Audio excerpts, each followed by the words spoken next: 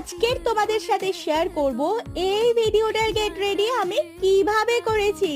তো চলো, সবার প্রথমে স্যানিটাইজার দিয়ে হাতটা ভালো করে ক্লিন করে নিয়েছি। এটা কিন্তু খুব জরুরি একটা স্টেপ, স্পেশালি যাদের স্কিনে ব্রণের সমস্যা আছে তাদের জন্য তো বটেই। দেন টোনার আর ময়শ্চারাইজার। মেকআপ ইউজ করার আগে প্রাইমার ইউজ করাটা কিন্তু খুব দরকারি। আজকের লুকটার জন্য আমি এখানে গার্নিয়ারের বিবি ক্রিম ইউজ করেছি। দেন ইনসাইডের কনসিলার প্যালেট থেকে ভালো করে স্কিনের যে দাগ ছোপগুলো সেগুলো ভ্যানিশ করে নিয়েছি।